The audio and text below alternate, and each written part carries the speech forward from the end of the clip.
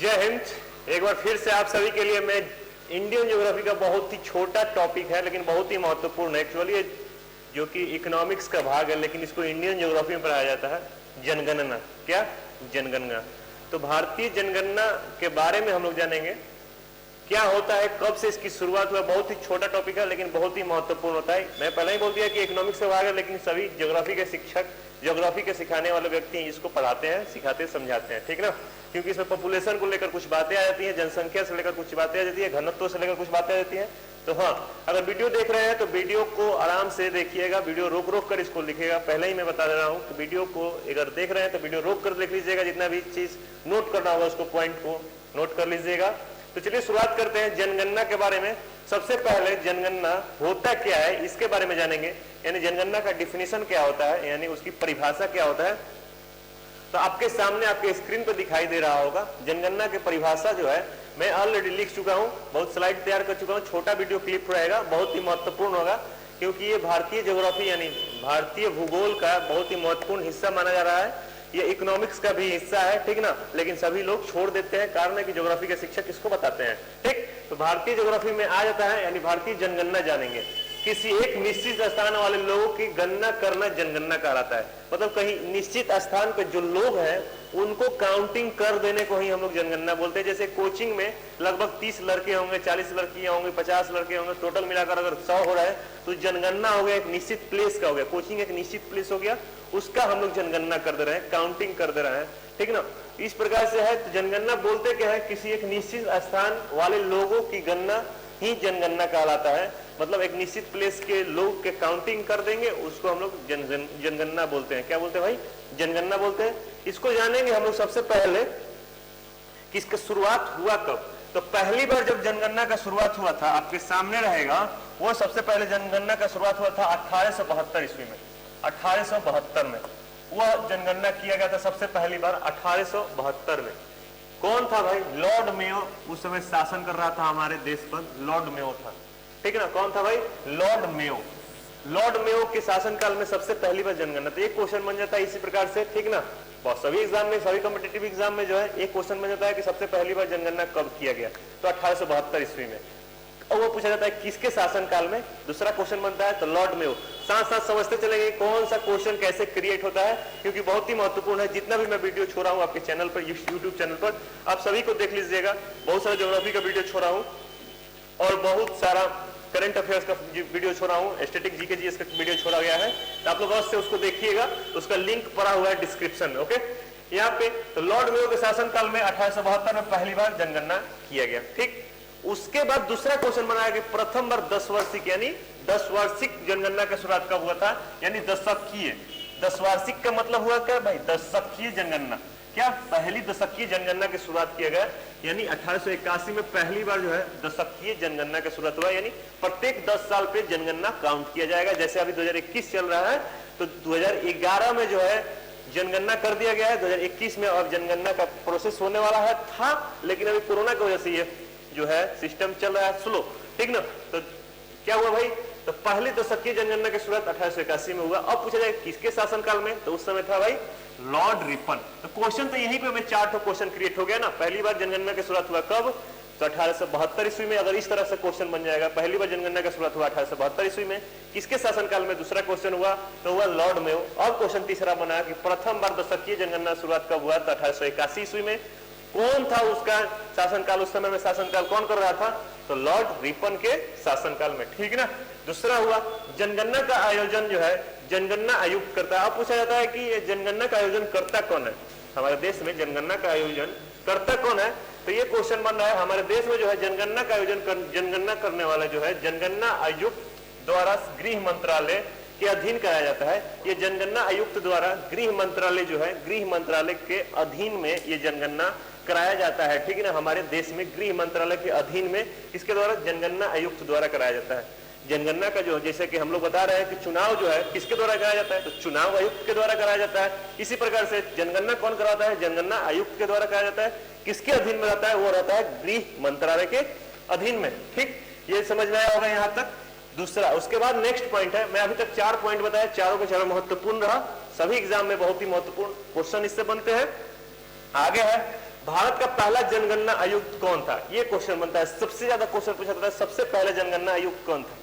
जिस प्रकार से क्वेश्चन पूछा जाता है कि चुनाव आयुक्त कौन है, प्रथम चुनाव आयुक्त कौन था, इस प्रकार से प्रथम जनगणना आयुक्त कौन था भारत में, तो सबसे पहले बार जनगणना आयुक्त था जो जनगणना करवाया, मतलब जनगणना उसके अधीन में करवाया गया, वो था भाई प्लाउडेन। कौन था भाई? प्लाउडेन था। जनगणना आयुक्त जो था सबसे पहली बार प्लाउडेन था। कौन था? प्लाउडेन। बहुत ही महत्वपूर्ण है, ठीक ना। इसके बाद हम लोग समझेंगे नेक्स्ट, ये जो है भारत में 2011 के जनगणना आयुक्त कौन थे? जो हम लोग अभी तो कौन से जनगणना आयुक्त के अनुसार रहेंगे, अभी 2011 का ही ना हम जनगणना समझते हैं, जनसंख्या कितनी है हमारे भारत में, 2011 के अनुसार ही हम लोग बोलते हैं, ठीक ना। उसके पहले बोलते थे 2001 के अनुसार, तो 2011 से पहले पढ़ते थे। तो 2011 में जो जनगणना आयुक्त था वो था भाई सी चंद्रमौली। कौन था भाई? सी चंद्रमौली।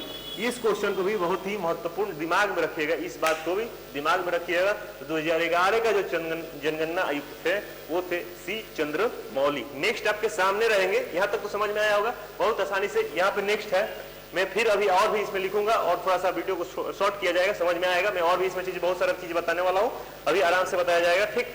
नेक्स्ट है 2011 की जो जनगणना था उसका जो नारा क्या था भाई? नारा, क्वेश्चन यही बनता है भाई, 2011 का जो जनगणना था उसका नारा क्या था? तो उसका नारा जो था आपके सामने, हमारी जनगणना हमारा भविष्य।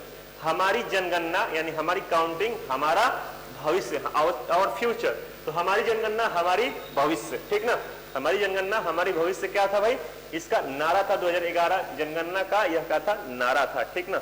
नेक्स्ट था इसका पॉइंट, चिन्ह इसका क्या था भाई? चिन्ह क्या? चिन्ह इसका क्या था? तो चिन्ह इसका जो था, हाथ में लैपटॉप लिए हुए शिक्षिका, एक हाथ में टीचर जो मैडम, वो हाथ में लैपटॉप ली हुई थी, वही उसका चिन्ह था। और नारा क्या था? हमारी जनगणना हमारा भविष्य। आगे मैं बताऊंगा, अभी बहुत सारा चीज बताने वाला हूं, आराम से वीडियो में बने रहिएगा, रोक रोक कर वीडियो को देखिएगा। तो हम लोग अब जानेंगे जनसंख्या घनत्व। क्या भाई? अब हम लोग जानेंगे जनसंख्या घनत्व। देखिए जनसंख्या घनत्व क्या होता है, दूसरा पॉइंट हो गया। इसके पहले जो पॉइंट बताया था आप सभी को, वो बताया था 2011 के अनुसार जो भी था, ठीक ना। ये मैं बताऊंगा अब जनसंख्या घनत्व। जनसंख्या घनत्व, ठीक। जनसंख्या घनत्व पे बात करते हैं, ठीक। जनसंख्या घनत्व निकालने का एक ही तरीका होता है, जैसे कि हम लोग बोलते हैं पॉपुलेशन डेंसिटी, जो निकालने का तरीका है वो है 1 किलोमीटर स्क्वायर क्षेत्रफल पर। क्या भाई? 1 किलोमीटर स्क्वायर क्षेत्रफल पर जितनी भी आबादी है, यानी लोगों की संख्या, 1 किलोमीटर मतलब कि 1 किलोमीटर स्क्वायर क्षेत्रफल पर लोगों की संख्या को, क्या चीज? लोगों की संख्या को, लोगों की संख्या जो है, लोगों की संख्या, यहाँ तक लोगों की संख्या जो है वो ही कहलाता है जनसंख्या घनत्व। 1 किलोमीटर स्क्वायर क्षेत्रफल पर जो है लोगों की संख्या को हम लोग जनसंख्या घनत्व कर सकते हैं। अभी जो है औसत मतलब 2011 के अनुसार जो पूरा संपूर्ण क्षेत्रफल पर आकलन किया जाता है, वो संपूर्ण क्षेत्रफल पर आकलन किया जाता है, लोगों की संख्या संपूर्ण क्षेत्रफल पर आकलन किया जाता है, संपूर्ण क्षेत्रफल पर आकलन किया जाता है, आकलन किया जाता है।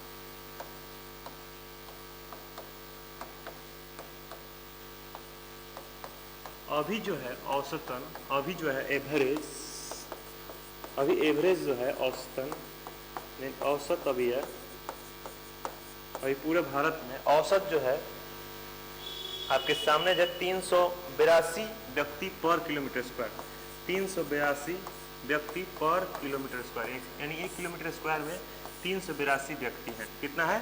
382 व्यक्ति हैं, ठीक ना।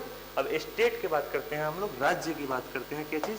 राज्य की बात करते हैं। अभी तक स्टेट जो है राज्य में सबसे अत्यधिक किसमें है?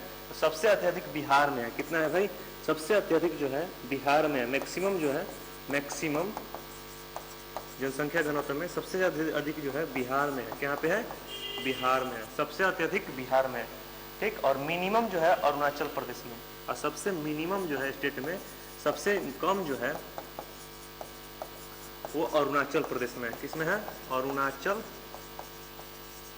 प्रदेश में। अब बात करेंगे कि बिहार में कितना है, हम लोग जानेंगे कि बिहार में पर स्क्वायर किलोमीटर में कितने लोग रहते हैं। तो पर स्क्वायर किलोमीटर में 1106 लोग रहते हैं, 1106 लोग रहते हैं 2011 की जनसंख्या के अनुसार। जनगणना के अनुसार 2011 के जनगणना के अनुसार बिहार जो है सबसे ज़्यादा, बिहार राज्य में सबसे ज़्यादा जनसंख्या घनत्व है, तो सबसे कम जो है अरुणाचल प्रदेश में है, मात्र 17 लोग हैं पर स्क्वायर किलोमीटर पर, मात्र 17 लोग हैं पर किलोमीटर स्क्वायर पे, चाहे पर स्क्वायर किलोमीटर पे, ठीक ना। यहाँ तक तो आसानी से समझ में आ गया होगा। और यूनियन टेरिटोरी की बात करेंगे, अगर हम लोग यूनियन टेरिटोरी की बात करेंगे, कैसे इसका, अभी अगर हम लोग यूनियन टेरिटोरी की बात करेंगे, इसको मैं छोटा करता हूँ, अगर यूनियन टेरिटोरी की बात करते हैं हम लोग, यहाँ तक तो समझ में आ जाएगा। अगर हम लोग यूनियन टेरिटोरी की बात करेंगे, यूटी की बात करते हैं यूनियन टेरिटोरी, तो यूनियन टेरिटोरी में जो सबसे ज़्यादा है, सबसे ज़्यादा जो है आपको दिल्ली में, कहाँ पे है, दिल्ली में है, इसको काउंट नहीं किया गया है अभी तक, दिल्ली में। सबसे कम जो है आपके सामने जो है अंडमान निकोबार में, कहाँ पे है, अंडमान निकोबार में, अंडमान निकोबार में सबसे कम है, ये मिनिमम है, क्या है भाई, ये मिनिमम है। सबसे अत्यधिक कहाँ है, दिल्ली में है, ये यूनियन टेरिटोरी में, केंद्र शासित प्रदेश में जानेंगे तो।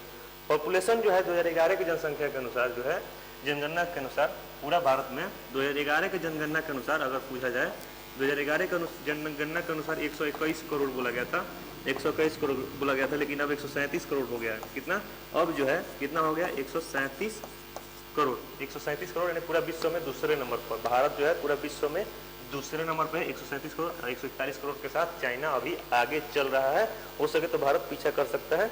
और सबसे ज़्यादा जो है पूरा पॉपुलेशन में देखा जाए तो सबसे ज़्यादा जो है आपको पता होना चाहिए, सबसे ज़्यादा जो है, सबसे ज़्यादा जनसंख्या जो है, सबसे ज़्यादा जनसंख्या आपके सामने है, सबसे ज़्यादा जनसंख्या जो है, सबसे ज्यादा जनसंख्या कौन से राज्य में है, तो सबसे ज्यादा जनसंख्या अगर देखा जाए, जनसंख्या, वो जनसंख्या घनत्व की बात किया जा रहा था, सबसे ज्यादा बिहार में हो रहा था, जनसंख्या घनत्व सबसे कम कहाँ पे, उत्तर प्रदेश में। अगर जनसंख्या से देखा जाए स्टेट में, तो स्टेट जो है यूपी, कहाँ पे, यूपी में सबसे ज्यादा जनसंख्या है, पता होना चाहिए, पूरे भारत भर में ये क्वेश्चन बनता है। दूसरा नंबर सबसे कम जनसंख्या कौन से राज्य में है, तो सबसे कम जनसंख्या जो है सिक्किम में है, कहाँ पे है, सिक्किम में है, सिक्किम में सबसे कम जनसंख्या है, ठीक। यहाँ तक तो आसानी से समझ में आ गया होगा, ये तो बात हुई यहाँ तक। अब नेक्स्ट देखेंगे हम लोग साक्षरता के आधार पर, कैसे से साक्षरता थोड़ा सा देखेंगे, ठीक ना। यहाँ तक समझ में आया होगा, मैं देखता हूँ नेक्स्ट देखते हैं हम लोग साक्षरता, ठीक ना। लिटरेसी रेट क्या है, भारत की लिटरेसी रेट क्या है, तो पूरा भारत का साक्षरता जो है, लिटरेसी रेट, पूरा भारत की साक्षरता जो है, अगर भारत का परिचय में ही ये सब पढ़ाया जाता है, पूरा भारत का साक्षरता जो है, साक्षरता यानी लिटरेसी रेट, पूरा भारत का लिटरेसी जो है, स्पेलिंग देख लीजिएगा, लिटरेसी जो है 74% जो है औसत है, क्या है, औसतन जो है पूरा भारत का 74% है औसत, ठीक ना। औसत जो है, एवरेज जो है 74%। पुरुष का जो है, पुरुष का, मेल का जो है, मेल का 82% साक्षरता है, फीमेल का जो है, क्या भाई, फीमेल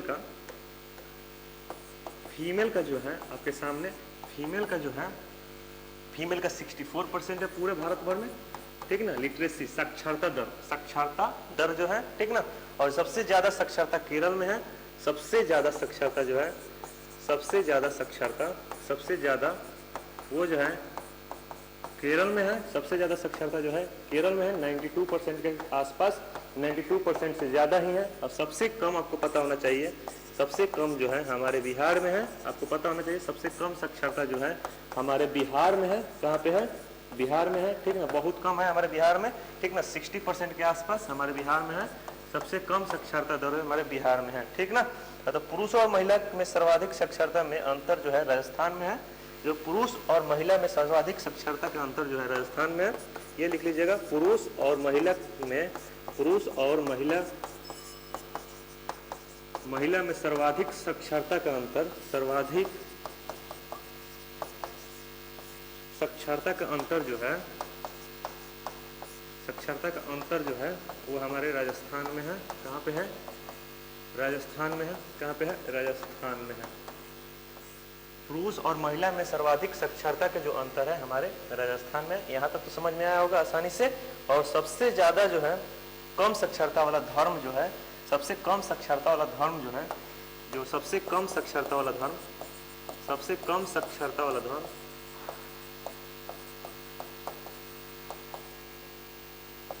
साक्षरता वाला धर्म आप सभी को पता होना चाहिए आसानी से, वो है मुस्लिम धर्म जो है सबसे कम साक्षर है। मुस्लिम धर्म जो है सबसे कम साक्षर है, ठीक ना, सबसे कम साक्षर। यही जो है आपके सामने जो है जनगणना से आधारित वो इंडियन ज्योग्राफी में जाना जाता है और इसी से क्वेश्चन बनता है। जितना भी क्वेश्चन बताया हूँ इसी से क्वेश्चन बनता है और आसानी से इस वीडियो को देख लीजिएगा। बहुत बहुत धन्यवाद सभी को इतना और प्यार देने के लिए। सबसे ज़्यादा आप लोग प्यार दीजिएगा, लाइक दीजिएगा, चैनल पर अगर नए होंगे तो सब्सक्राइब अवश्य दीजिएगा, शेयर ज़्यादा से ज़्यादा कीजिएगा। बहुत बहुत धन्यवाद। वंदे मातरम साथियों, जय हिंद। एक बार फिर से